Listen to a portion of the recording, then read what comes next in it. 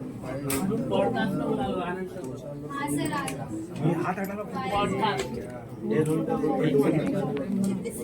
आपका रोल क्या है ना अमर भाई? मैं बता एक सेकंड। चलो ready guys yes ready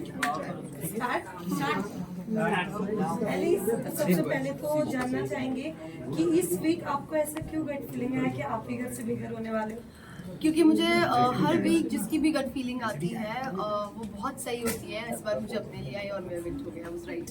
but उसके बाद भी आपने ये कहा कि आपको नहीं, आपके बदले कोई और जाना चाहिए। जैसे आपने करण मुझसे का नाम पूछा लिया। गया कि अगर आप नहीं तो कौन, तो मैंने करण का नाम लिया। ओके, उसके अलावा ऑफ कोर्स हम जानना चाहेंगे बाहर आने के बाद आपके जो एक रिलेशनशिप को क्लैरिफिकेशन मिली है। मेरे रिलेशनशिप को क्लैरिफिकेशन की ज़रूरत बिल्कुल भी नहीं थी, क्योंकि मुझे अपने रिलेशनशिप पे बहुत ज़्यादा भरोसा है। इट्स जस्ट दैट उस पॉइंट पे पूरे इंटरव्यू के बीच में से उठा के जो चीज़ बोल दी गई थी, मैं काफ़ी ज़्यादा इमोशनल हो गई थी। But then I was back again. मैंने उस चीज़ का कभी उसके बाद दोबारा जिक्र नहीं किया अगले दिन से, बिकॉज मुझे अपने रिलेशनशिप में पूरा भरोसा है। Also, you know, जब शुरुआत हुई थी हमने देखा था टॉप 2 में आपका भी नाम था विवेन के साथ में। That was surprising for me also.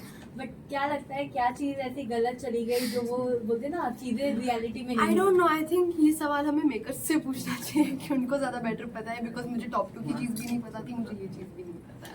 लेकिन कहीं ना कहीं ऐसा लग रहा था कि आप खो गई थी ईशा और अविनाश के बीच में। आप थोड़े से आपने नायरा से बात करने की कोशिश की, आपने मैंने कोशिश नहीं की, मैंने बात की। किया आपने, लेकिन कहीं ना कहीं उनके बीच में आप खो गई। ऐसा अगर आप देखें, कन्वर सर ने भी माना कि कहीं ना कहीं आप वो ग्रुप के वजह से ये आज आप इतना आउट हुई है।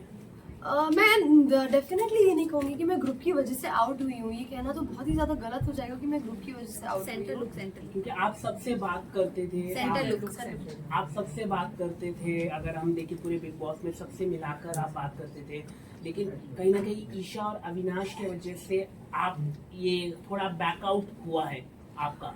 आई डोंट रियली नो कि अभी मैंने एपिसोड्स नहीं देखे हैं, मुझे नहीं पता क्या कितना दिखाया गया है, क्या कितना नहीं दिखाया गया है। इस चीज़ पे मैं कमेंट कर सकती हूँ एपिसोड्स देखने के बाद की, और मैं क्लैरिफाई कर सकती हूँ एपिसोड्स देखने के बाद कि जिसको भी जो कुछ भी लग रहा है वो क्यों लग रहा है। ईशा शो में आपको वुमन कार्ड भी खेलते हुए देखा गया है, इसके अलावा बीचिंग करते हुए भी काफी ज्यादा पाया गया है। पहले तो मेरा नाम आप ठीक से ले लीजिए। Allison, thank you. हाँ, आपका क्वेश्चन। हाँ, तो आपको शो में बीचिंग करते हुए भी काफी ज्यादा देखा बीचिंग गया है। करते हुए मुझे नहीं देखा गया है। मैं लोगों के बारे में बात कर रही थी, हाँ मैं लोगों को ऑब्जर्व कर रही थी, हाँ मैं लोगों के बारे में ओपिनियंस फॉर्म कर रही थी, मैं अपने दोस्तों के साथ डिस्कस कर रही थी, वो मेरे साथ डिस्कस कर रही थी, जो गेम का एक बहुत अहम पार्ट है। तो that is what was happening, और बीच में थोड़ी बहुत मस्ती वगैरह हो रही थी, and that's it, that's about it. ऐसा लगता है आपको कॉन्फिडेंस वाइज लो हो गई थी आप, बिकॉज जब सलमान ने आपसे पूछा कि यू नो कौन घर से बाहर हो सकता है, तो आपने ऑटोमेटिकली अपना हाथ नहीं, उठाया। वो कॉन्फिडेंस लो नहीं था, वो मेरी गट फीलिंग थी। मुझे पूरे हफ्ते से गट फीलिंग थी कि मैं जाने वाली हूँ, बिकॉज हर बार, इनफैक्ट अभी मैंने इस चीज़ का आंसर दिया है कि हमारे दोस्तों के बीच में, हम सबके बीच में हमेशा ऐसा होता था कि इस बार कौन जाएगा, इस बार कौन जाएगा, इस बार कौन जाएगा, और हर बार मेरी गट फीलिंग सही होती थी, और इस बार मेरी गट फीलिंग मैं थी, और मुझे पूरे हफ्ते से कहीं ना कहीं पता था मैं जाने वाली थी, और मैं अपने दोस्तों को भी यही बोल रही थी कि this time it is me. So जैसे ही उन्होंने पूछा, मैंने अपना हाथ उठाया, because I knew I had that gut feeling, तो मैंने अपना हाथ उठाया। That was not confidence low. Isha ने